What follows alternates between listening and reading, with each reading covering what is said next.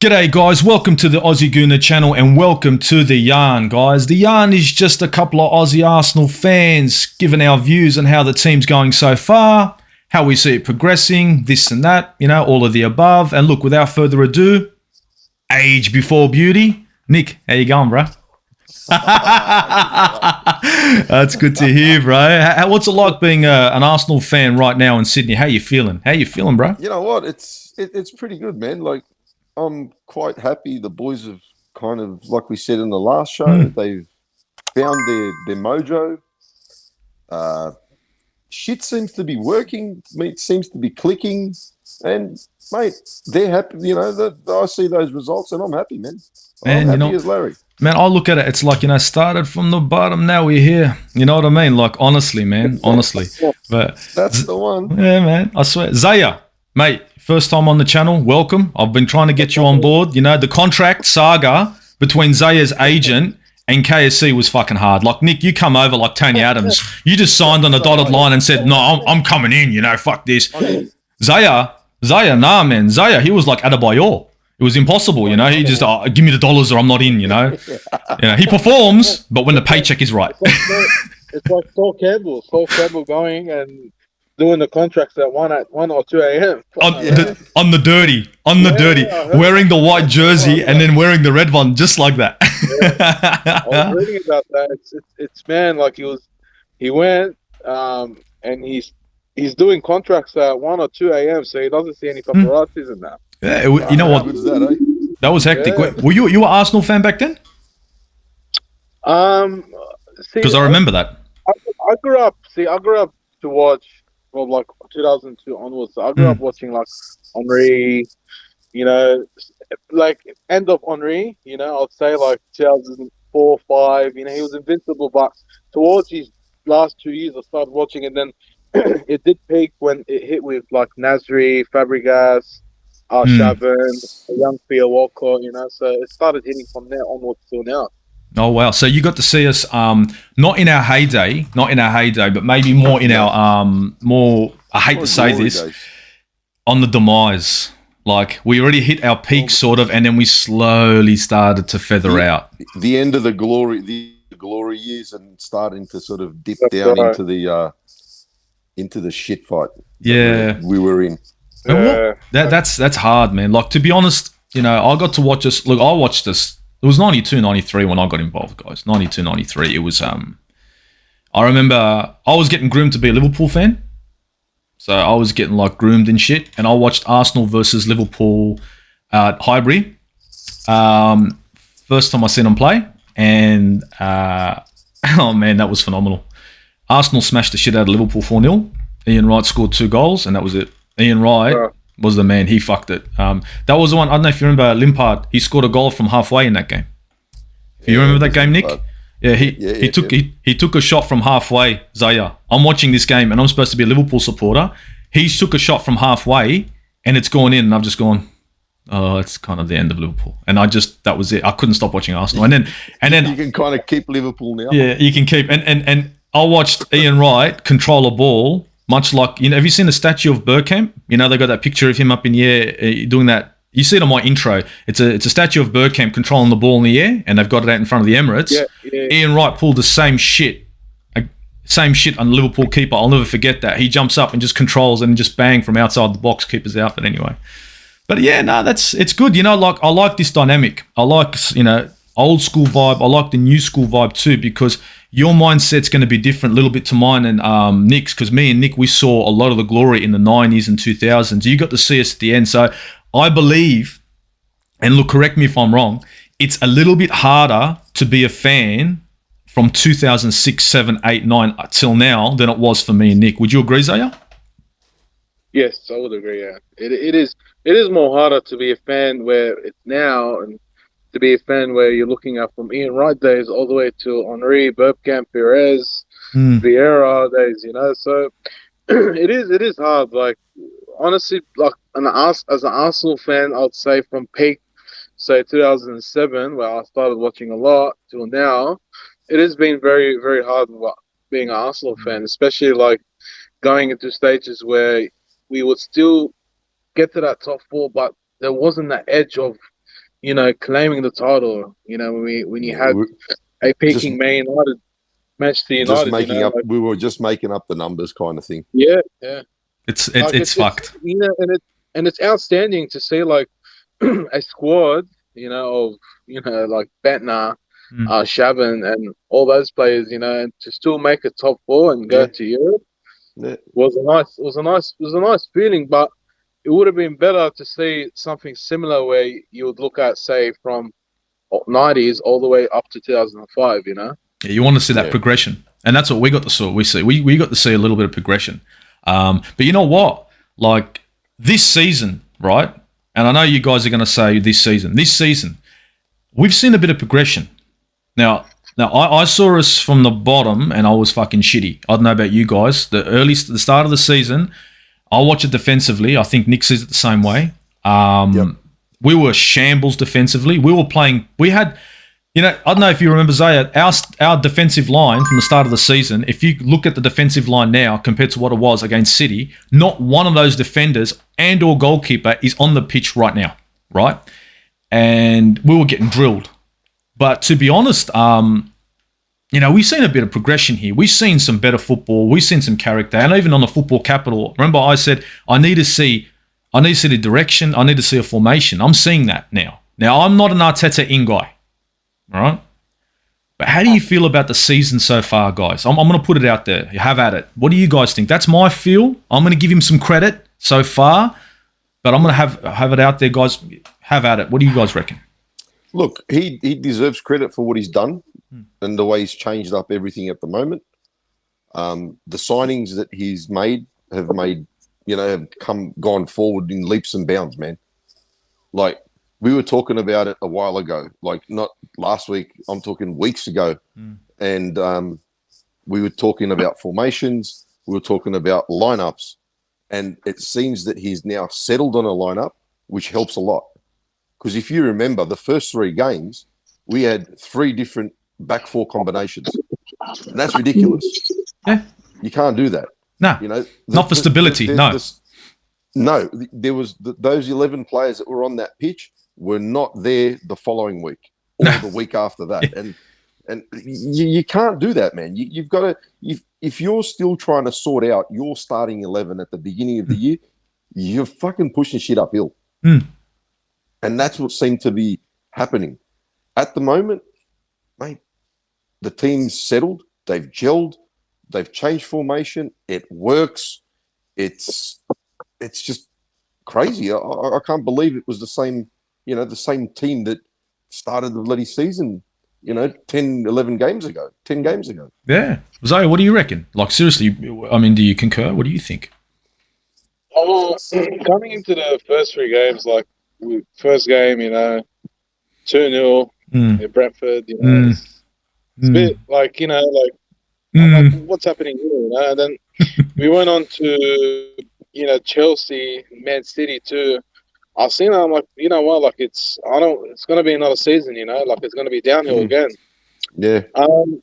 But then I thought to myself, like we had a lot of injuries. We had Partey missing, which is like a holding Gabriel midfielder too. that we need. Gabriel too, he came in, him and Partey came in, Tomiyasu came in, and I've seen change. And I've seen change ever since the Tottenham game, man. That Tottenham game, like, that's Arsenal. To me, that's an Arsenal where 2016-17 season, when we had that chance against Leicester, same football, same absolute football. But no, you're right. But now, like, it's it's still like I can't tell you like we're gonna be the best. No, of course I understand we're top 6 now. No, we're far from it. We're far from it. Like we need a lot of adjustments too. Like it's still early. We need a lot of adjustments, man. Well, I agree with you. I always see the game from the back line. So when I saw Tomiyasu come in, I mean, again, I eat my words. I go, I hope he's not the new Callum Chambers. I was wrong. He's way better than Callum Chambers. Yeah, but you know what? I didn't know this guy. And I know he's coming from the German league. He's Japanese. He plays centre back. He doesn't play. He plays right back, but he's really a centre back. Yeah, he's naturally a centre back. Italian league. Italian Italian league. He came from. That's right. That's right. Sorry. He played in a role. He played in a role where he played centre back and right back too. Yeah, that's right. My bad. And I was like, wait, he's a centre back. Is this going to be Callum Chambers? And I go, hope not. The first game I saw him play, I went, shit. I could not believe the quality with this guy. I go, what a signing. I was in awe. And I was screaming and yelling his praises. And look, I'm the kind of guy who'll call a spade a spade. I know everyone knows that with me. We played the Watford game, right? And I'm not happy with that. I don't know about you guys, but that Watford game, I know we won that game, right? And I know there's positives that we got 3 points. But I'm not happy with that performance. And I'm going to tell you why. We had all that possession. We have Lacazette and Aubameyang up front. Correct me if I'm wrong. We've got a defensive line that's shaky at best. And we just got away with a 1-0. And if it wasn't for that shit, that crappy shot by King when Ramsdale came out, that could have been a draw. And I was worried when I saw that. Now, I'm worried that going forward, feel me on this, guys, Aubameyang, I've been screaming and saying he's not good enough. Lacazette, he's a different type of striker. I'm worried. I don't know about you guys. What do you guys think? I'm worried.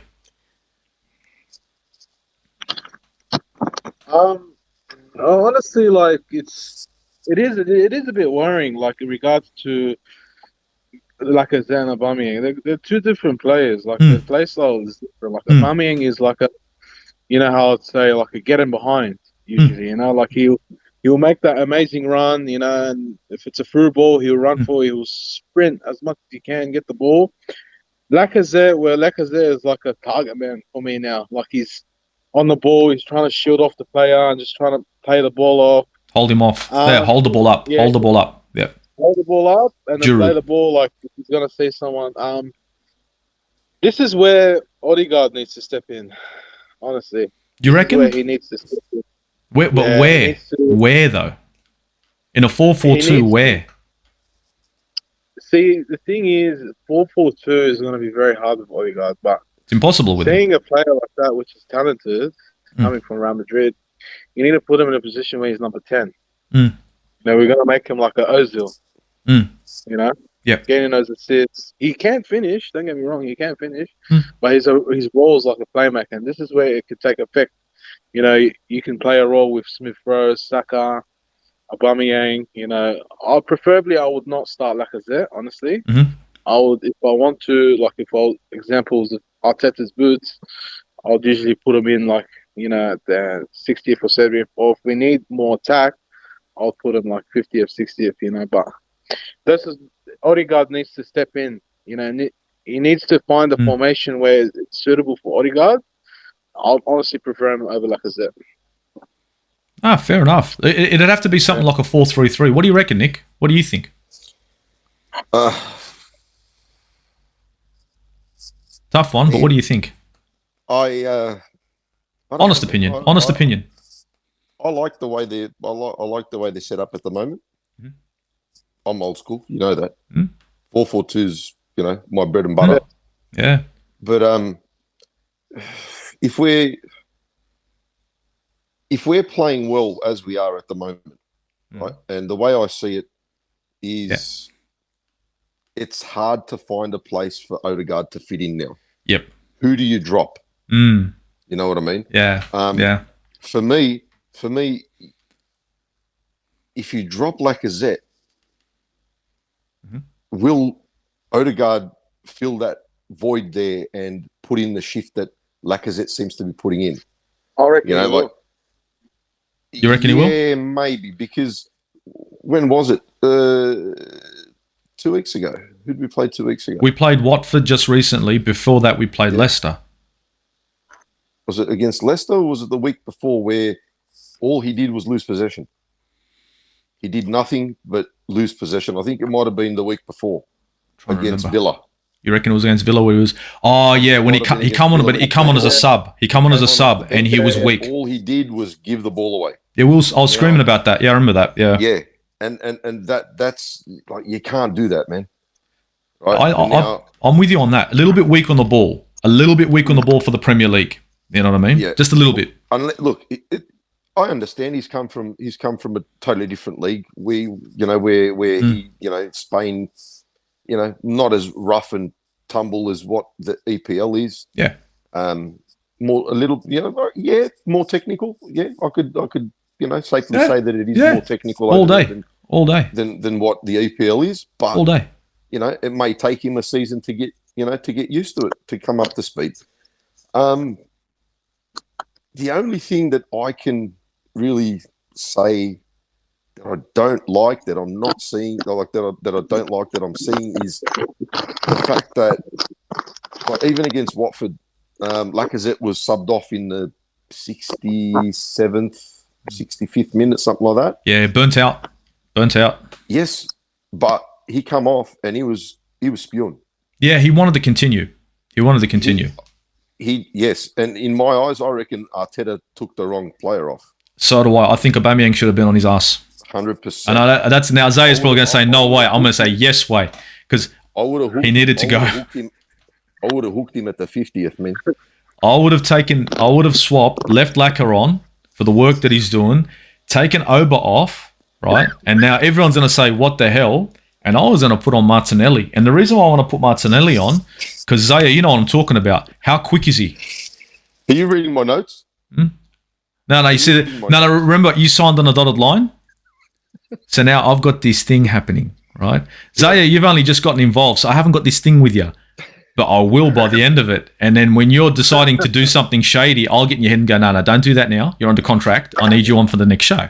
But I wanted Martinelli on because Martinelli, he's direct. I know he plays on the wing. Yeah. But you know how he's not really a winger, because every time Martinelli gets on the ball, he's like, remember Sanchez? I'm cutting in.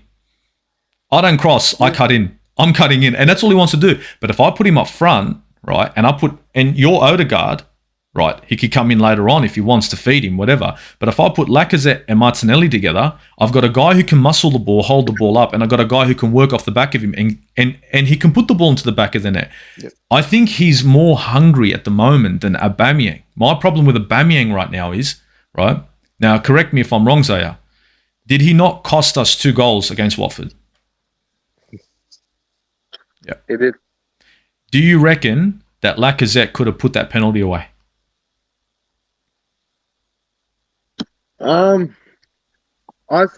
Yes, he would have. Lacazette is honestly better in penalties. Like I thought he was our penalty taker. So did I. Yeah. So did I. But I don't know what's going on now. I've always seen Lacazette, taking it. Like before, it was like example, like say 3 years ago, we had Sanchez. Like we had Sanchez taking him, and this guy was taking a penalty with confidence, Paneka, whatever, this and that, But Lacazette hammers him. Lacazette just drives him in, bro. He puts power, smack, that's it, done. Let's go. It reminds me of Lampard. Lampard does those things, straight in, bang. No nonsense, yeah. Yeah. That's what you want from a penalty taker. Yeah, Aubameyang's, I don't know about Aubameyang's penalties, but I've seen him take him, like he takes him in a way where it's like a placement. And it's easy. It's an easy thing for the keeper to see and save. But Lacazette would have finished them, man. That would have been a goal, and he cost us that. Now, when Odegaard took that shot, and it was a tight angle, and it was going, and it was moving. Now you guys are going to say Steve's being an asshole, and everybody in the comments below is going to say Steve, the Aussie Goon, is an asshole. Yes, I am. Now, the reason why I'm an asshole is because I'm going to call Aubameyang a bit of a thief. Now, that ball that was going in for Odegaard, it was going in. That was in. And we all know it was going in, right? It was going in there. Now, I know as a striker, he's got the mentality to get his foot on the ball, right? No, as a striker, he's in bad form and he's trying to get his name on the scoreboard. And so what he did there is he didn't think. He just thought, I want a goal. And he cost us a goal. He cost us 2 goals. And what shits me the most, and comment, guys, I don't care what anyone says, he shouldn't be our captain for things like this. Now, remember, these players are looking towards the captain, right? The captain for guidance. When the captain is putting in a shift like that, where he's taking a penalty like, oh, watch this, cocky. Well, you can't be cocky. You're not scoring in the run of play. No. Yeah, and then he fucks that. And then he comes along and Odegaard takes a shot. Odegaard, this is my captain. And his captain costs a goal, not for Odegaard, but for the team. I don't think he's captain material, and I don't think he's in great form. He's not, and you could see that with the disallowed goal that Saka put in. Right, that ball came to him on his right foot, and he had a first touch like a brick wall. Volley, but look, he didn't have to. He could have volleyed that. There was nobody there. Nobody there. That was, that was a clear-cut opportunity. But he tried to control it. For some reason, he tried to control it, and the rest is history. And you could see from that point on that he was struggling. And I think he's really struggling. He was struggling, and Zia, correct me if I'm wrong here. The Leicester game, he struggled. The Watford game, he struggled. Now, I don't know if anyone saw that preview, and I was talking about Sionsu and all that shit.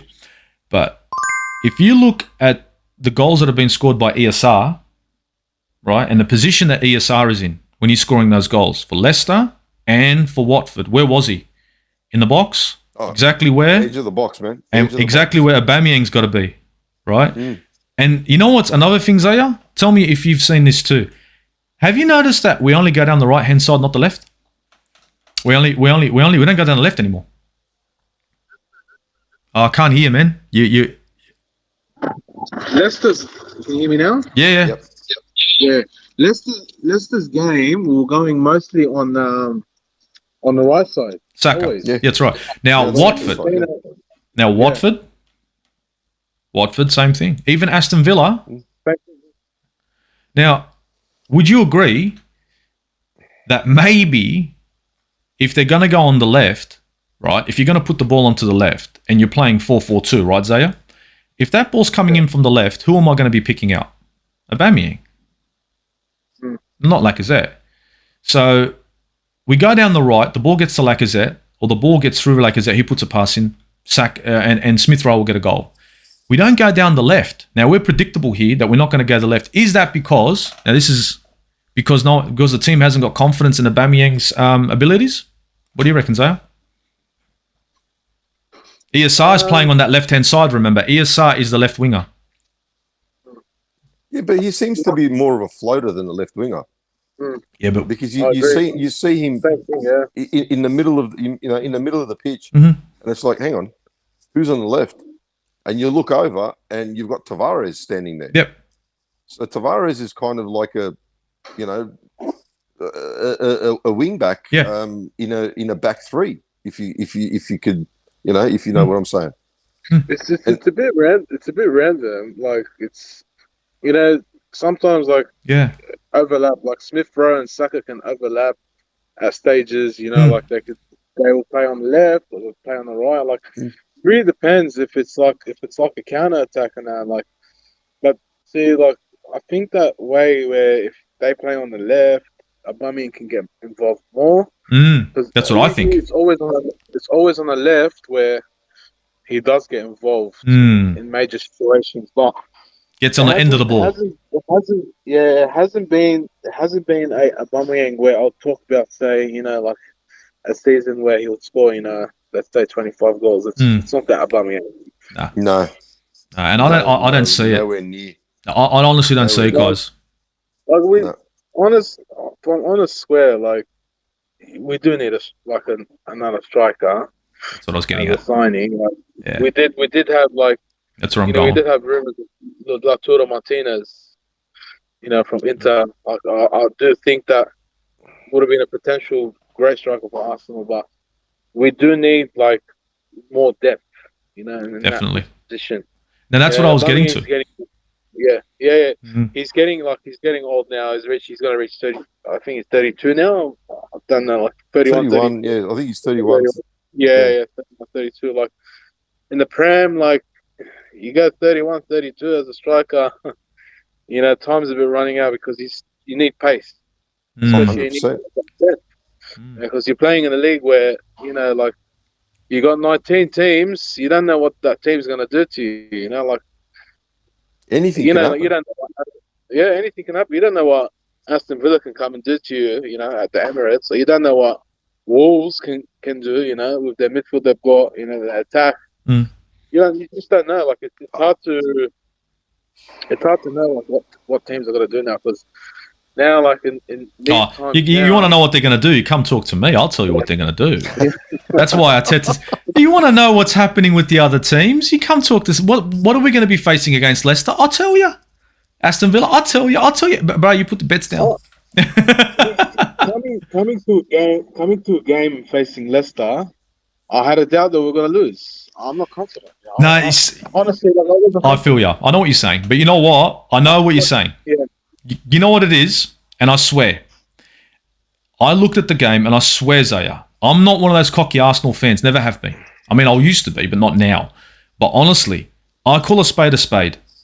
I'll call Arsenal. Look, we played Watford. Everyone's like, oh, that was a tough win. 1-0 to the Arsenal, George Graham days. No, fuck off. That's bullshit. George Graham days was against Leicester, right? Not against Watford. That was a joke. And I called it. Even Football Capital. You check out the last vid.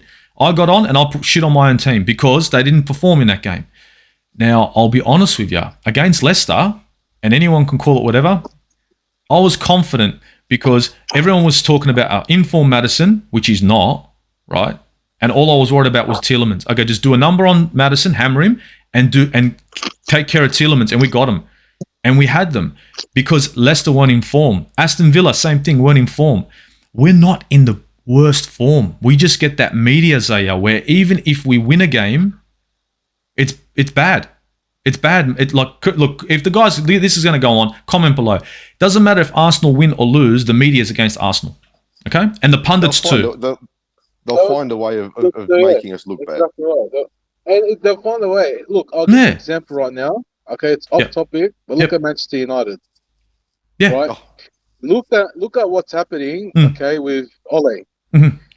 Oh, they're saying stuff about him and saying, look, he's not that. He's cost Liverpool. Like he played against Liverpool. He lost 5-0, and they went to Red City. Yeah. Okay. The media will always make someone like, a scapegoat. What can I say? Convict, basically. They'll make him a bad person. So that's what media is there. That's their job. They get paid for this. To say this bullshit, to say this and that. But at the same time, like, they're just gonna put us down on the map always. Look, that's how it is. I swear. And you know what, guys? Look at Man United. We're relegation form, right? Look where we are now. Now here's another one. Man United, shit form, right? And where are they? Top half of the table. How far away are we from Liverpool? Not far at all. 2 points. Exactly. Yeah, but how come no one is talking about, and I'm not knocking Liverpool. Liverpool's a fucking great team. But why isn't anyone saying, wait a minute, what's going on here? What's happening with Liverpool? The gap between Arsenal and Liverpool's only 2 points. No one's talking. Why? No one will talk. No. Because we're not Liverpool, we're not United, we're not Chelsea or City. They're biased. And we've always been hated by them. Always. Now what it is, sorry to cut you off, Nick. Now what it is, you're right. Go for it. Arsenal is a what they say is a team where they're below the 10th. So we're like a team that comes 12th, 10th. We're a team exactly like example Aston Villa, Brighton, all that. So that's what we're counted as right now. So it's embarrassment. But it's an embarrassment because we want Arsenal to be where we're always top four. We want Arsenal to be counted as a top club. Like now, I have arguments with my mates stating that fucking Tottenham is a better club than Arsenal. Nah, bullshit. What have they won past 5 years? But what if Tottenham won ever? Okay. What have they won ever? They're saying that trophy. because they've got world-class players like fucking Harry Kane. Yeah, wait. Harry Houdini, you mean? I ain't seen him this whole season. Who? How many goals has he scored? Aubameyang's in shit form. I'm ready to get rid of Aubameyang. He's got 4 goals. Harry Kane is what? £5 million striker? Wouldn't trade Pepe for him right now? No. You wouldn't. What about to use him as goalkeeper or left back? What do you want him at? Because I don't know what he plays anymore, bro. you know what I'd be using him as? one of those little Ushers? stanchions that they used to take. That they used to stand in the way when they're practicing free kicks or training. Oh, yeah. You just put him in the wall. That's He's got a big enough head too. One of those metal things that they use there as a temporary wall. That's all he's good for, bro. Right. Your boy's talking Tottenham, seriously. That's what kills me. Like now, like for the past 5 years, you got people that say, Tottenham is a bigger team. Like I'll be like, come on, man, are you fucking serious? Like, let's be real. Like, okay, they've made a Champions League final. Fair enough, but. So did we many moons ago. One final, that's it. Yeah, that's better than Arsenal past 5 years. So you need to win silverware. Like exactly. You need to show success. Look, exactly right. Like I believe now, like Conte is gonna do something, but these teams, like regardless of what's gonna happen, they're gonna keep changing coaches, man. That's how it is. It's just like another Chelsea vibe. Chelsea Chelsea. The thing is with Chelsea, like they had Mourinho, he came in, and then it's just the ego of players, like they can't handle these coaches. So it's beyond. It's beyond, yeah. It's beyond. Yeah. It's beyond. No, look, in my opinion, I reckon if we go to Liverpool, right, and okay, I'm not going to say we're going to win, but if we can. If we can take a point from Liverpool, at Anfield, maybe, just maybe, they'll start to sort of take note. You go, you know what? Maybe these guys are the real deal now. That's a good point. You know what I want? I want this. The pundits and the media. I want them to keep doing this. I want this because I enjoy. I get the shits, but I enjoy it sometimes. Like the Leicester one. I got the shits crazy on Instagram. I went bad. And the reason why I went bad is because the pundit spent 20 minutes talking about James Maddison and Leicester doing so well. And I'm screaming and yelling, where the hell did you get your data from? Because I can't see it. Am I on drugs?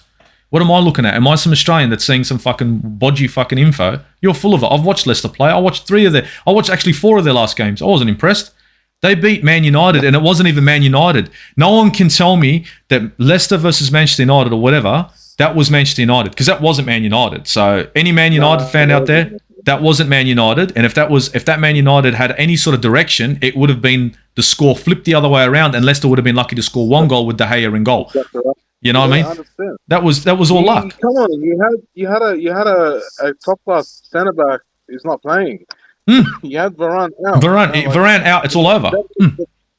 That does play effect because this guy has leadership qualities. Yeah. Leadership qualities, all that.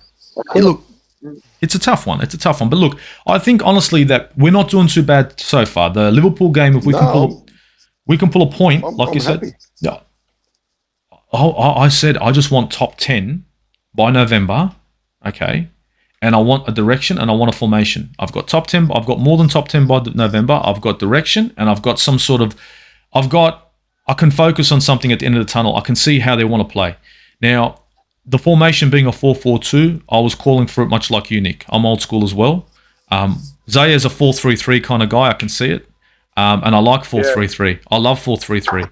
But I just think that for 4-3-3, we need a Santi Cazorla and I need a Patrick Vieira or Emmanuel Petit. And then I can play 4-3-3. And right now, I don't have... Lokonga is good and Partey is okay. He's okay, but it's not good enough. You got Partey. He's okay. He can, he can, but he's a great holding midfielder, but yeah. He can do a job, but Lokonga in the last couple of games has, you know what? I called for him to play. He's showing his age, isn't he? Yes, and the fact that he's not strong enough on the ball as a CDM.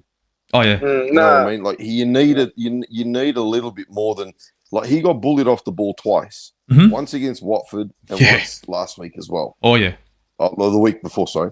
And it was in a shit position, like right on the edge of the the box. It was. We had to clean that up. Yeah, it had to be cleaned up. Yeah, yes, and that's the thing. Like against Watford, man, look, Partey wasn't there, but you know what? Maitland-Niles. Yeah. Maitland-Niles did a great job, man. He did a great couple job. of bad passes. I take my hat off to him. Couple of bad passes, but apart from that, he was great. Yeah. Yeah, but look, you expect that. How many games has he played? Oh, fuck all. That's right. Yeah. That's right. And for stepping into, into the shoes of Partey, it's not easy. No, guy's been playing. Especially not playing any games. Yeah, definitely. Loose passes, they're all guilty. Like, for crying out loud, that one of the counterattacks that we had towards the end of the game, Saka had the best opportunity to put a ball straight through to Aubameyang through their defensive line, and he decided to go to the right wing instead. Yeah. And it's like, fuck, come on, man. Like, stupid pass. But they're all guilty of that shit. Yeah. It's easy to look from the outside, looking from the top view of the camera, Yeah, of course. Over the top, you can see where everyone's running. But when you're on the pitch, Steve, bro. We've been bro. there, done that for 20 years, bro. And it's not that easy. You don't see it all the time. No, you're playing on the right hand side. You know what I mean. You got to know. You got to be playing with these guys for a while to know that this guy's going to make a run when you're moving forward. You know what I mean. And it's not you can see him, but you know where he's going to be. You know where he should be. So And that run again, and like I said last week on last week's show, Aubameyang did that. Made that run. He went through that gap and he wanted that ball from Saka. It didn't come. And what did he do? Yeah, his head went down. Air, head went down, shoulders went down, and it's like, I'm not doing that again. Yeah, but you see, that's where the thing that we've got to change. But that's what a captain should have. Another thing that's got to change, man. It's off-putting for the whole squad. Your captain doesn't do that, man. Exactly, and that's why I don't think he should be captain. Dude, you pick yourself up and you go again. You go again, like. Fuck! If I did something like that when I was playing, mate, I would have copped the hook straight away. Oh yeah, there's no way that's unforgivable, man. I think captaincy, Zia, correct me if I'm wrong. I believe, and this is going to be a bit harsh, but I think Gabriel should be our captain. And I know it sounds. I think Gabriel, for me, I'm with you. He's not the oldest player, but when you see him in the defence, Zia, do you see this guy go absolutely insane? Like he's got, I don't know, he's got a bit. He's just in there and he's like going and he's screaming, he's barking, and you know what I mean? Do you see that? And his eyes are popping out of his head. Yeah, I can't see anyone else being a captain. Like, who do you reckon? Who do you feel? Early, like honestly, like towards what I'm seeing, like someone that's like even screaming at the defenders would be someone like Ramsdale. Yeah, I feel you, but he just spoke about that. Yeah, I would love him, but he only just showed up, and it's fucked if you just. We don't want to be Man United to give Harry Maguire the fucking captaincy. It ends up being a joke. No, it is a bit too early. Like, what did they pay for him? 75 $75 Australian. Yeah. $80. $90. Yeah. Oh man. You go to a Thai massage, you get that. You get less. Oh my god. You get more. You'll get more. You'll get more in a Thai massage than you're going to get out of Maguire. At least you come out satisfied. Yes. You look. It's a win-win, mate. It's a win-win. Look, the only ones that seem to be satisfied when Maguire's in defence is the opposition. Oh yeah. I love him. He is a liability, that guy. And I hope to God that he plays against us. He has to. He's a captain. He's a captain. He will. And you know what? And we'll be going down the same right-hand side. I don't want him to cop an injury like Pogba. You know what I mean? Like, I want Pogba to play. I want Pogba to play as well. I don't think he's going to be. There was talk that he might not come back for the rest of this year. Oh, he's out. Apparently, he's out for about 6 to 8 weeks. Oh, too bad. I wanted him back. He copped that injury in France training. Yeah, training. He was taking a shot, and then he just, he's like, no, can't do it anymore. No way. Fuck. Jesus. Look, you don't want to injure in any player. Look, I get harsh when I'm playing against when Arsenal play another team, so the kind of things I say are fucking vicious. But of course, I don't want people to be fucking decapitated and shit. Now, I do say things like that when I'm going crazy, but I don't mean it. So yeah, Aussie Guna can be a bit insane, but yeah. I'm an Arsenal fan, man. I hate every other team but mine. So, look, like with the captaincy, what do you reckon? when they put a bum, like when that Shaka thing happened, like getting off the field, taking his shirt off, and just he should never play again. You know, like, to me, okay, if I was at that, at the responsibility of giving the captaincy and being the coach, taking either Emery at that time was Emery and Arteta, I would, like drop him out of the squad. Mm-hmm. It just happened before January transfers. I would have, put him up for sale and let him go, because this guy, I'll say this cunt, I should say, go for it. Is someone my channel. Do it on. Me too. For years, like I don't know why he was the captaincy, but he does not deserve it at all. No way, no. The communication with the players, like I've seen, there's no communication. Like different language. That's right. Same goes with like Aubameyang, right? He's very good, all that kind of stuff, but he doesn't have that drive of going after players. Come on, like put in 110%, not 100%. Yeah, he doesn't have the. I do believe, like, say, like Gabriel has that potential to do that. Like I can't see anyone else. Like we have a lot of quiet players. That's right. I've seen. Yep. As I'm saying, I don't live in England, but I'm just seeing it on TV. I look at the training. How they do trainings before pre-games is like a 6-minute, 7-minute video. But to me, like as you said, Steve, Gabriel is a good shout.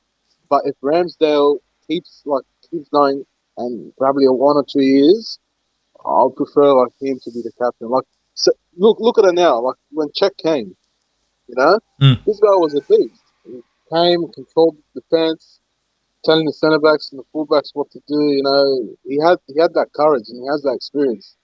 But with captaincy, you need someone that's enough experience, to captain the whole team. Of course. So, with the players that we've got at the moment, let's say, right, we look at the starting squad that he's been using the last 3 weeks, 4 weeks. Yep.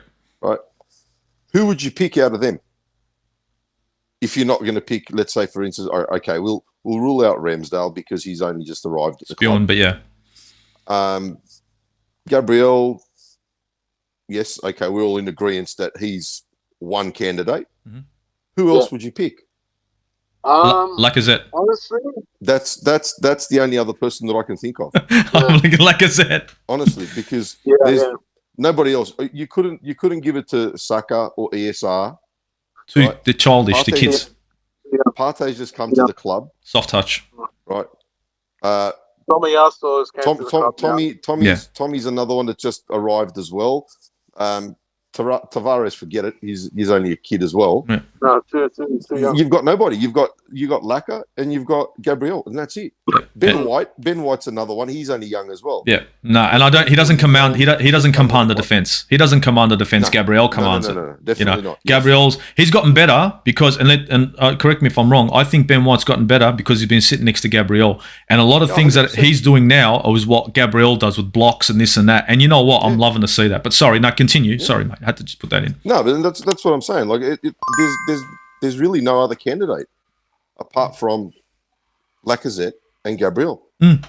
There's no one else. There's no one else that deserves it on that pitch, because okay, not that they don't deserve it, but for different reasons.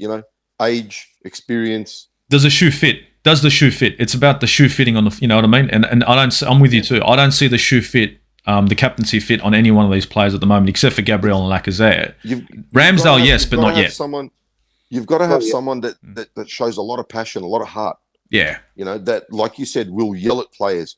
If you fuck up, I'll come up to you and grab you by the shirt and give you a shake and say, "Wake up, mate. What are you doing?" Yeah. You need someone like that. We don't have that player. Yeah.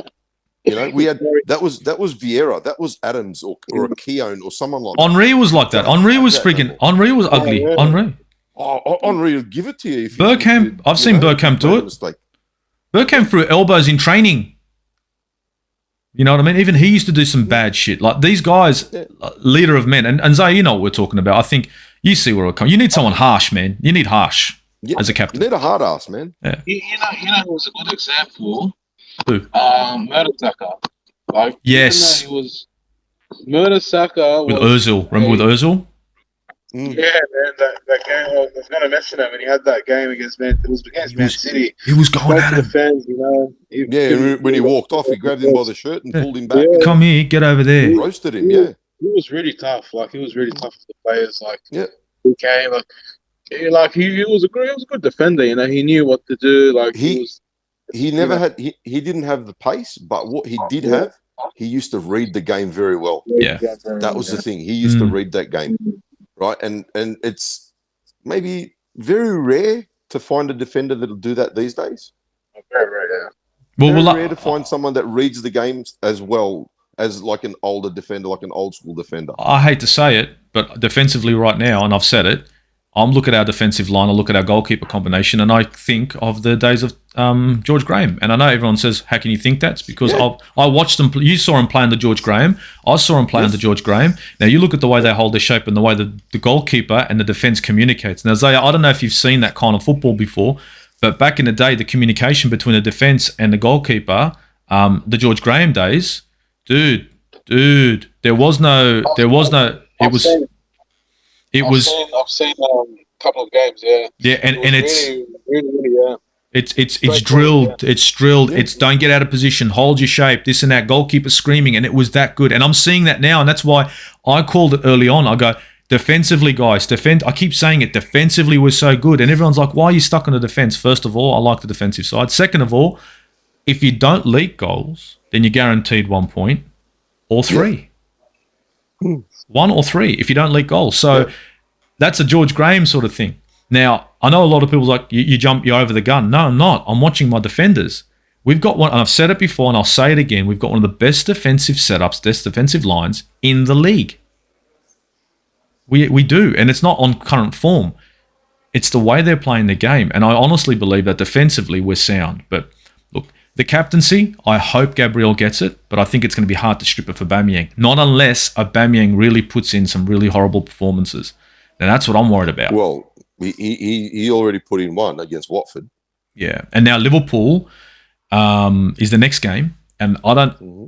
Now, look, I'm not overconfident. If Liverpool keep defending the way they're defending, then, yeah, we could probably pick a draw. And maybe get lucky and pick a win. If we're lucky, it'll be a fluke. Well, look, it wouldn't be a great... Yeah. Huh? Oh, West Ham did it. Yeah, West Ham did it because the thing is, Liverpool came in against Brighton. I know you guys saw that. And Brighton, remember I was saying they keep chopping and changing their formation? They did it against Liverpool, worked great. Liverpool came and played their game. Didn't work, and they almost lost it. Now, against West Ham, the game got taken to them. They got pressed, right? Now, what I'm seeing from Arsenal is that we're really good at putting pressure on teams now. We press them. Now, we press them in defence and attack. The difference between us and Man United pressing. Now, I know everyone says, oh, look what happened against Man United when they pressed. Now, that's a different style of pressing. It's pressing, keeping in formation, and then it's pressing like an idiot like Greenwood, right? Just running.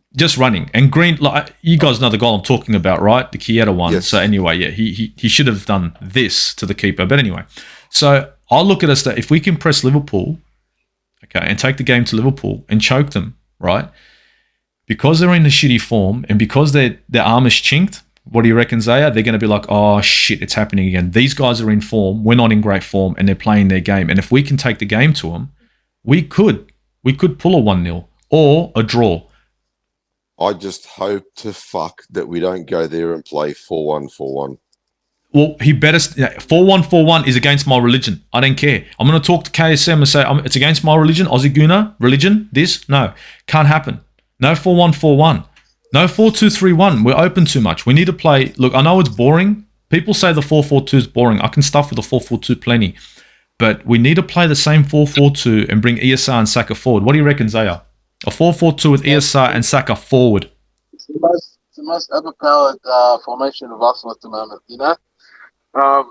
With Saka and Smith Rowe, you know, and you got the middle party, you got Lukonga. Yeah, they're coming miles, and you got Lacazette. I mean, it's overpowered at the moment, and it's And your Odegaard, if you unbelievable. need to. And Odegaard, if you want to take Lacazette off. Odegaard, yeah. Or Odegaard. Odegaard, say if we go to Anfield, where it's a 1-1, it's both sides are counter attacking. This is where Odegaard comes in and steps up his game with the playmaking. Yeah, Agree. But Yeah. during now, like it's the defense, the back line needs to see, they need to have a look at Mane and Salah.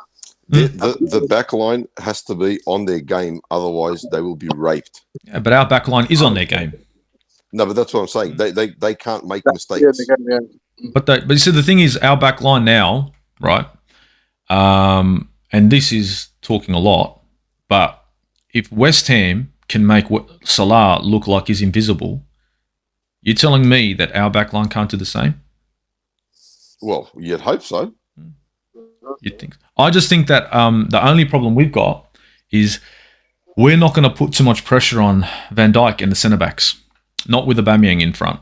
Now, I know this sounds fucking horrible, but I don't see it. Because Aubameyang, and I know I'm going at him, and I don't want to go at my players, but he's a kind of player that if the ball isn't put in front of him and he's not running forward, forget it. He's not going to dribble through. He's not going to hold the ball up. It needs to be Saka ping the ball in, ESR ping the ball in. It needs to be put right on his foot for him to finish. I can't see us doing that kind of stuff against Liverpool. Liverpool are no pushover team. You got to respect them, right? So that's why I think, I don't know, I don't think Aubameyang's going to be a threat in this game. I don't know. What do you reckon, Zia? Look, with the form that he's on now, he won't be a threat to Liverpool, unfortunately. But you see, this is where he can show himself. I'm coming to Anfield. This is where, I need to, it's time. Like the media is talking shit. I said this about me. I said this about that. Aussie Gooners talking all this shit. Yeah, I think he needs to. These three idiots from Australia. Yeah, they're all on my back. Fuck these motherfuckers. You can say that on the Aussie Gooner channel. It's all good. As I said, like the form of Aubameyang, it's not looking as a form where he, was a top goal scorer at the Premier League. Tied up with Salah, Kane. It needs to pick up the form, and that comes along with playmakers. I do think that Aubameyang will work better with a playmaker. Don't get me wrong, Smith Rowe and Saka are doing an outstanding job on the wings. I'm not seeing enough involvement with Aubameyang. Where you're seeing now you're seeing Lacazette getting involved more.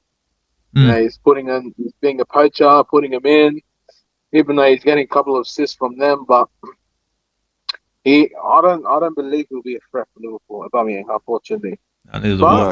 He can show himself that he's world class, man. Prove us wrong. Prove us all wrong. I want to be wrong. I want him to be the Aubameyang of old, and I'll eat my words and say I'm an idiot. I don't care. I'll say it. I'm glad. I'll be happy to admit my mistakes and if I called it wrong, mate, I'll quite happy to put my hand up and say, you know what, good performance. Take a good performance from Liverpool against Liverpool all day. All day. Yeah, well, look, at the end of the day, we need, like you said, we need to put pressure on their defence, and if we can't do that, well, what are we playing for, a 0-0 draw? Nah, I'm not interested. Look, we're going in there, we go to win. I need 3 points or I need 1, and if I get 1, it's because I tried to get 3, but couldn't get through. But I'm not going there for a 0-0. I'm not going there to put 5 in the back. No, I'm going there. I'm going to play my 4-4-2. You play your 4-3-3. Let's go at it. And if we go down, look, I'm happy to play our formation, and correct me if I'm wrong, and I don't care if we fall on our sword and we lose this game, but we go out swinging. I don't want to go in there and just fall in our shell. Stuff this, go at them. We go down 1-0 in the first half, we've dropped 3 points. Stuff it, throw the kitchen sink at them. I don't care if I go down 3 or 4-0. I've still lost 3 points. I don't care about goal difference. I want 3 points or 1 minimum. So I think at the end of the day, this team has to show up against Liverpool. We need to see an Arsenal with passion, the Arsenal that's in form, and we need to, honestly, I keep saying that we have to outmuscle teams. In the games that we outfoul teams and we hammer them, we win easily. Okay? That's how we do it. Now, possession and all that, we had all the possession against Watford. How did that work out? But when we muscled Leicester and we muscled Aston Villa, and they were apparently all over us, it's funny how it went up 3-1 and 2-0. I don't know. You know, we had the ball against Watford 3/4 of the time. We could only get one. So, look, let's hope the right Arsenal comes out against Liverpool, and let's hope we can get a result from this game because we need it. And let's also hope ESR doesn't get fucking injured on international duty because he got picked. So, but let's hope they all come back fit. Sorry, I missed you both. Both of you talking at the same time. No, as Nick was saying, hopefully they're 100% fit. And they back, all come back fit, man. Everyone comes back fit. That's what we need. International has been always dangerous to Arsenal, in regards to injuries. A lot of injuries. We've always had injuries. That's what I'm worried about. Especially through that period there, when in 2000s, early 2000s to 2010. We lost. Okay, fair enough. Every year we lose a whole team to international fixtures, but there was a period there where we'd get players back and someone would have a knee injury, someone would have a sprained ankle or was kicked. Then someone's done an ACL and he's gone for the season, and that's what you don't want when it comes to the internationals, man. That's what kills you. Yeah, and it hurt. So hopefully the boys come back all fit and well and healthy and and ready to go. That's what happened. That's what happened usually. Like when we had Van Persie for a long time. Yeah. He had these injuries at Holland, Netherlands. Yeah. He had players like, say, for example, Wilshere coming in. Oh man, he would get his random injuries. And on the other hand, like Ramsey was just like, it was just man, like this guy was getting injured every year. Until he picked up a form where this guy's scoring goals and goals ever since the Stoke City game. And that was only in one season. Exactly. The last season that he played for us, and he pissed off. Yeah. And the worst, honestly, the worst one would have to be Diaby. Abu Dhabi. I remember Abu Dhabi, and I remember when they got him, he was supposed to be the replacement for Vieira, right? Now he was potentially he was supposed to be a wonderful player. Problem was Abu Dhabi got injured if you just looked at him the wrong way. And Van Persie, same thing. And Ramsey had one good season. He took off. I'm happy he left. But we've had a lot of Wilshere. He's going to be the next English gem. Yeah. He left. Do you guys remember when he left? He went up to Emery and said, "I need to be in a starting position, or I'm leaving." So he ran to West Ham. How did that work out for him? Worked out great. Where is he now? He's back home training with us, not getting paid, just training because nobody wants to know him. We've had a lot of players that were injury prone, and international duties never helped us. I'll be honest with you, never did. And that's one of my concerns. I was talking to a friend of mine, just gave my opinion. I said, I hope ESR doesn't get injured because we need him. And against Liverpool, it's going to be key, guys. Seriously, if we can get now, I'm gonna roll down the games. If we can get a point against Liverpool, a win against Newcastle, and a win against United, that's fair enough. I'm happy with that. I'm over the moon with that. It'll be like, I reckon it'll be a great Christmas, I'll say. Yeah, definitely. Yeah. That's they got no Varane. Remember, they got no Varane in the back, so yes, and they can start Maguire. Go England. When they tend to drop Arsenal, I'll tell you when. When Arsenal is a team when they tend to drop December. Yeah. December, January. December, January. We had 3-4 seasons where we went to Southampton. We copped 4-0. We went to Chelsea. We copped 6-0. This is where it has to be like a thing where December's coming, and I understand the players are excited for the holiday term and all that kind of stuff. But they need to put in 100% December because we've got some games in December where 3 points is needed. They're coming in thick and fast. I think in that Christmas New Year period, I think we play. I think it's 5 games. Yeah, they come in thick and fast. They come in thick and fast in that time. 5 in 14 days, man. Look, we haven't got European football. No. So that's one thing it's not a positive, but for the league, it's a positive. And the only reason I'm not cocky, but I'm happy is because Zaya, you've been watching this team, this Arsenal team, since 2004, right? Since 2010, have you ever seen us defend like this? No.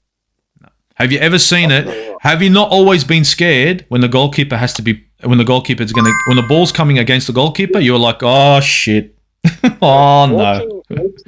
Watching Arsenal, okay, like this is where it comes to a statement where watching Arsenal, you need to monitor your heart. Honestly, like you need to see if it's going 200, 250, because blood you pressure don't know. monitor Like with you, mate. Yeah, bro. that's right. Yeah, brother. You don't know. Like Yeah, cuz. you don't know what to expect. You know, like a team coming and counter attacking. Like the example, like I've seen it when we were picking up form against Norwich.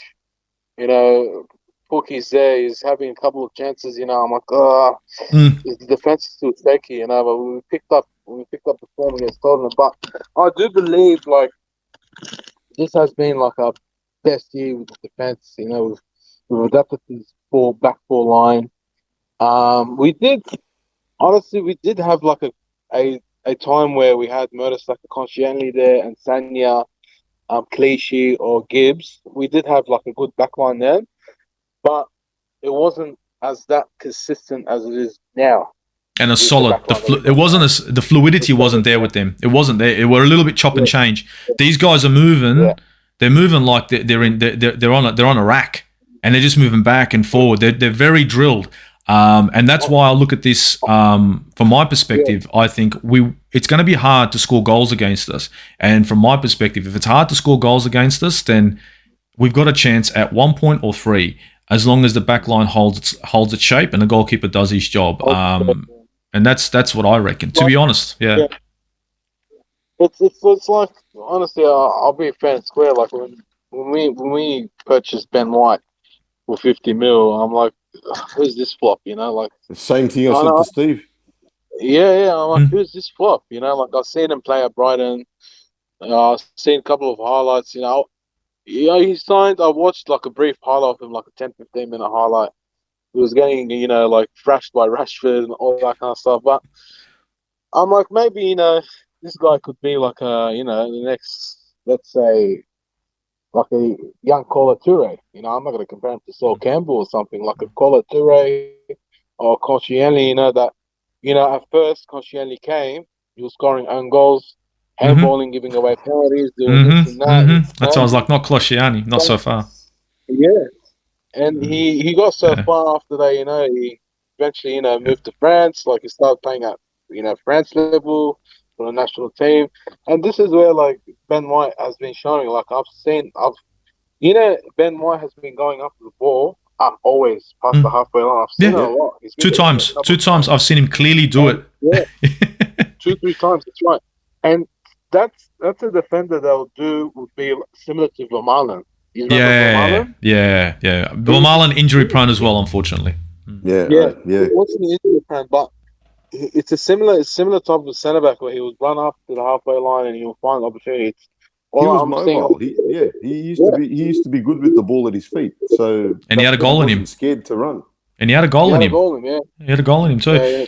It's Ben White, to be honest, started off shaky, but the more time he spends with Gabriel, the more confidence he's getting, the better he's becoming defensively. And the thing that I'm loving about it is the ball gets played to Ben White and everyone stands off him like, oh, he's going to pass the ball. Fine, I'm going to run it. And he keeps running it and everyone's like, eventually he's going to pass, but he keeps going. And eventually it's gone past the midfield and the other defender, the defenders are looking and going, pick your man. And he's already through. Like the goal that we got against Watford. I mean, look at the footwork that he used. I mean, are we talking? He's trying to be. He thinks he's Ronaldinho, mate. You know. Yeah, well, he took on 3. He took on 3 players and beat 3. He's big enough. I mean, just barge him and that. But he doesn't care. But at the moment, look. Maguire's supposed to be a great defender, right? We only paid 50 for this guy. Yeah, we only paid 50 for this guy. I'd never ever pay like 80 mil for this defender. Man, honestly, like he's been shambles. They paid a lot for him, but at the time he was actually playing well.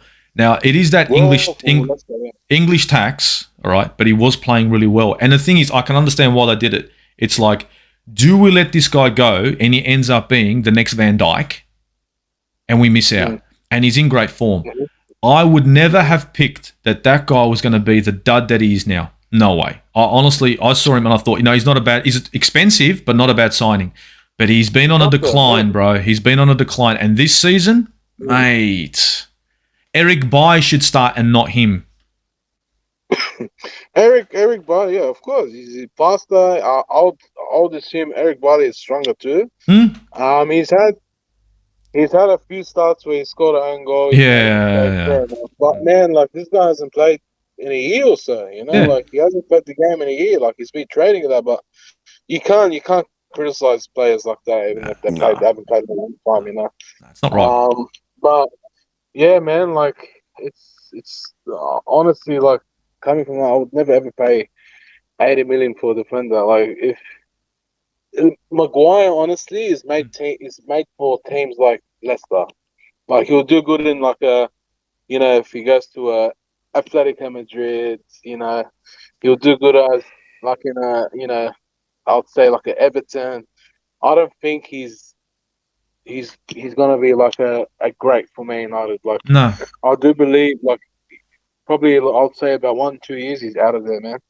If not sooner. He's out of there. If not sooner. If not sooner, yeah. If not sooner. We're on a position now where all of our team is in their 20s. I think when they were doing an average age with Partey not on the field in the last game, our average age was 23 and a half on the pitch. Okay? I think that was it. I might be wrong, but it was around the 23 mark, right? I'm kind of cocky because I've seen a back line of young players playing very well, and they're only going to get better as they get older. Our midfield is also is pretty young too. Partey's the oldest at 27, but you got Saka and you got ESR, both young guns. The only age we've got at the moment, I mean, even look at Ramsdale, young. The only age we've got at the moment is Aubameyang and Lacazette. And if they're not looking for a striker, they're crazy. And look, to be honest, guys, my opinion is right now, Arsenal's looking great. We're not looking too bad. We're looking solid. I like the shape. I'm going to give Arteta credit for the shape that he's picked, the way the team's performing, us moving forward, and where we are on the ladder. His recruitment's been wonderful. I mean, the Odegaard thing was knee jerk, and I still think he's not a bad player. We just got to fit him in the right position, like you were saying. Whether it's off the bench, whether it's on the field, whatever it may be, it gives you another dynamic. Okay, Odegaard brings a different dynamic and a different style of football, so you're going to want him. He can be key to Arsenal's success in the future. I just think moving forward, if we want to become a real threat, we need to look for a striker. My opinion, if we're going to go for a striker, and I know you guys are going to say, I want Dominic Calvert-Lewin from Everton, and that's only because he's EPL proven, he's quick, he's good on the ball, and with the ton of chances that we're creating, he's going to get 1 out of 3. And we're creating a fair few. Now, I don't know about you, Zia. I know he's injured right now, but Dominic Calvert-Lewin in an Arsenal squad that we've got right now, and you could throw an Odegaard in there, you can change your formation, you do what you want. But if you put a Dominic Calvert-Lewin there and a Lacazette, it's still not a bad. It's better than Aubameyang right now. And that'd be 70 mil. He'd be about 70 mil. 70 mil? Nah. Nah, English tax, 70 mil. You'd see him for 70, 75. 70 mil. You're looking at 70 mil, you're right. 70, 75 mil. Calvert-Lewin, like, I do believe, like, he's got potential, like, and he was doing great at Everton, at the stage where he was peaking. He was doing very good.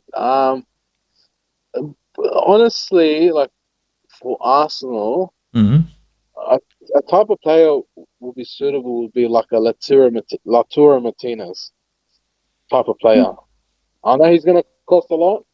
Yeah, big money. I do believe that this guy he's a fearless finisher. He knows how to dribble.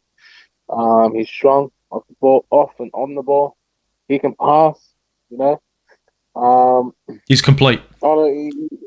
He's complete, like you dream of having Haaland, but this ain't. Remember, the reason why you guys are here, and I want everyone to hear this, is because We don't chat shit, and these guys don't. They're not going to start talking FIFA football. Please don't do that.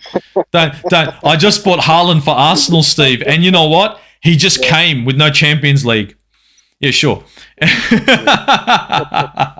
didn't take much. Nah. It didn't take much to convince him. No. 2 seconds and some money on the table. Done. No, it was just a phone call, and he was on the plane. Oh, there you go. There you go. Just came over. We didn't have to even send him a plane.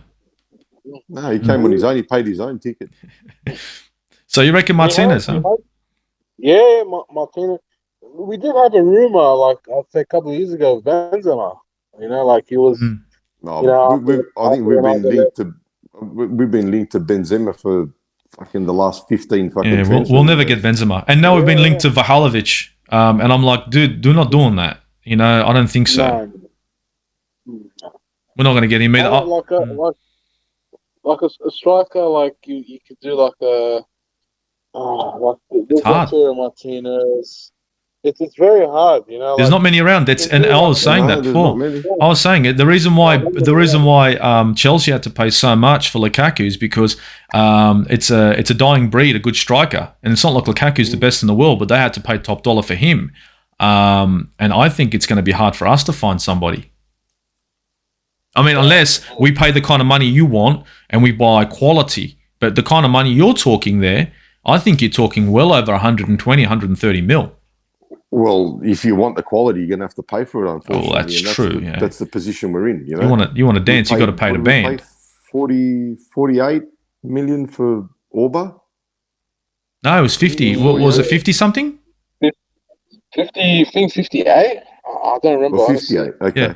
But don't forget, he's aging. He was aging. Yeah, that's why I'm saying, like, in order to get that that type of player, you know, clinical, because what Zaya's throwing right now is clinical. Yeah, this is the kind of guy who doesn't need 3 or 4 chances. This is the kind of guy who needs 1.5. He'll get you one. Yeah, but that's what I'm saying. Like, he's a great player. Right? Can make a chance too. That's the other thing. This guy can make. He can create. So he's very complete. Who else will want him? Who else are we up against to get him? Oh, are you going to be again when it comes to a player of that standard? I guarantee you, like Liverpool won't be in there, but Manchester City will definitely be in there all bloody day. Chelsea will be in there. Real Madrid won't be, but Juventus will probably be in there. Bayern Munich will probably be in there. They've got an aging striker. A lot of teams are going to be up there. The problem is that other teams aren't owned by Cronky Sports Entertainment and doing RKOs and shit. You know what I mean? You know, these guys they're serious. What, man? It's like WWE, KSC, Cronky Sports Entertainment. Yes, we think it's a joke, but yeah. But no, I like where you're going, Zaya, but I just think we need the money for that. We need the money. You know, will the Cronkies fork out for it? You know what? I got a feeling that they'll throw more money at him if he keeps doing what he's doing. I reckon they'll throw more money at him if he keeps doing what he's doing. But that's the thing. Will they do an Abramovich and go, you know what? Fuck it, I want him. That'd be mad. Paying. You know, if that happens, I'm gonna throw Zaya a party. I'm gonna buy the cake and everything. Zaya, start making phone calls, bro. I'm gonna throw you a party. I'm feeling like a party. So mate, start throwing them. If Steve's paying, I'm coming. I'm paying. I'll be paying, and I'll be doing the barbecue as well. So shit's going on, and I'll do the barbecue. Fucking man. If we get him, you know what? Because it doesn't matter. I don't care how much money I'll blow then. Doesn't matter because then we're going to be we'll be contenders then, mate. With the squad that we've got, we'll top 4 is top 4, top 5 won't be, you know, off the chart there. What do you reckon, Nick? Who would you think? Before I wrap this up, who do you reckon? Like I said, man, it's tough at the moment. You know, we can all dream. We can. You know, I'd love the front line of having Mbappe, Haaland, and that'd be gret. But look, Zaya had to take a drink. He's like, is he fucking serious? That ain't water either. You know, vodka. No, but there's not, like you said, there's not many out there. Like, you know, and if you want that quality, you're not going to just buy a striker for shits and giggles. We're not buying Maro and Shamak again. Maro and Shamak was quality. I remember when he came off the pitch for Henry. You know how retarded that looked? Henry is coming off the bench to substitute for Shamak. It's like fucking. It's like shit. It's like having Messi on the bench and having him come in for Madison.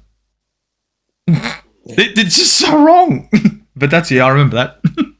Yeah, but that's the thing. We don't want to buy players like that no more. You know, if we want to poverty progress, pack. We need either you got to sit there and drill it, you know, into the academy players that we've got. But like I said to you last week, Balogun. No. I don't think he's got it. No, right? no, There's not good enough. many Not yet. others coming through.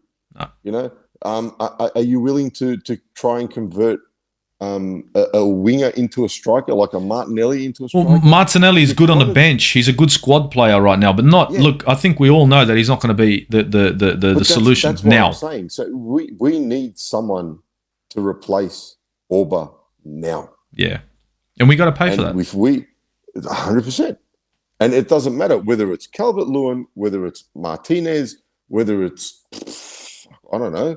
You know, pick anyone else out of the hat. We're still going to have to pay because they know we need them.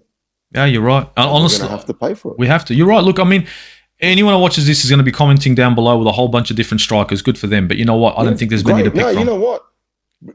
Yeah, great. Everyone's got an opinion. Like, you know, everyone's got someone that they think will fit our mold. You know, and it's good. Yeah, you know, throw some ideas out there, guys. You know, like don't hold back. Like shit. We've got 3 Aussies here thinking this, man. If we've got anyone else with more insight, comment down below. If you don't like what you're hearing, comment below, because honestly, we're giving our opinions over the other side of the pond right now. Yeah, and we don't get access to many, you know, to much apart from, you know, the streams that we get or, you know, what we see on Optus Sport and that sort of stuff. It's hard. It's hard. Even me, we don't get to see. You know, we don't get to see the second division and first division and the championship. You know what's happening there and who's coming through and whatnot. No. You know, we don't. Maybe it could, for all we know, it could be a player from there. Mate, Jamie Vardy. Remember Jamie Vardy? He went to Leicester. He was a $20 signing. Division 3 or something. Mate, he was playing at Marconi for a while. Honestly, I see him walk up and down the street. And these guys now, anyone that's watching this, where's Marconi?